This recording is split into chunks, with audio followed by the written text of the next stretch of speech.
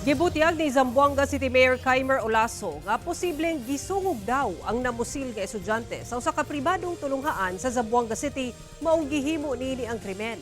Samtang ang mga pusil nga gigamit sa krimen wala mapaubos sa security inspection sa maong tulunghaan dihang gihatod sa sakyanan sa amahan ang shooter.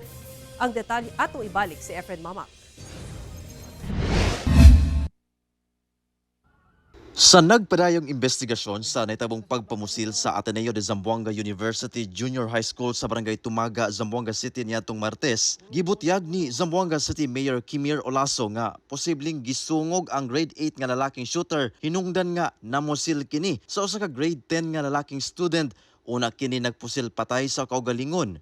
Kung asa sa hitabo, usasab ka 15 anyos nga babaeng estudyante ang samdan human natapsingan sa bala. Hindi naman bullying ang nangyari. Iba naman yung bullying sa kantsaw. Kinantsawan ka lang na, ay, ba't mataas siya sa'yo, mababa ka. So, pwede mangyari, magiging disappoint ka. May understanding yung bullying, yung talagang binubully ka. Binabatukan ka, sinasaktan ka. That is bully, di ba? Pero yung kinakantsaw, normal yan sa school eh. Sa tingin ko may pangangantsaw to, hindi pa naman natin alam full investigation. No? It depends upon the report of investigation. Dugang sa mayor nga ang mismong shooter, biktima sab. Butang nga angay sab maghimo og lakang ang gobyerno kalabot mental stress. Lakip na ang pagmugna og proper training kung asa mamahimong disiplinado ang mga estudyante. Giabisuan sab sa mayor ang mga ginikanan o guardian nga una ihatod sa mga tulungaan ang mga estudyante susihon una ang sulod sa mga bag niini.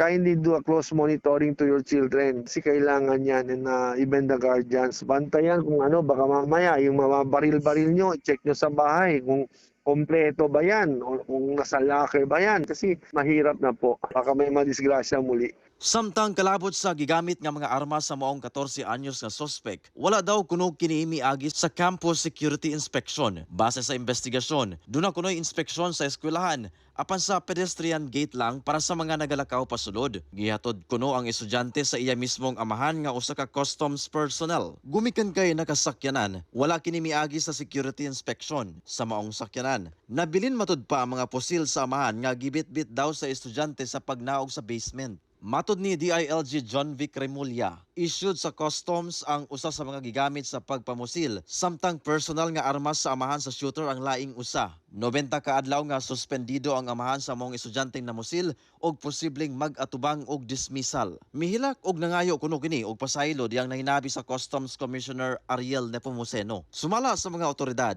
dunay mga indikasyon nga naimpluwensyahan ang shooter sa online gaming platform nga Roblox. Nagpaygayon na og post-trauma informed care ang DSWD sa mga nasakitan, lakip na sa tibuok komunidad sa tunghaan. Una nang nagpaygayon og meeting si Education Secretary Sonny Angara sa mga lider sa Ateneo de Zamboanga aron hisgutan ang tukmang aksyon aron mapuggan ang violence sa mga eskwelahan. Kauban si Gary Balantay, Efren Mamak, One Mindanao.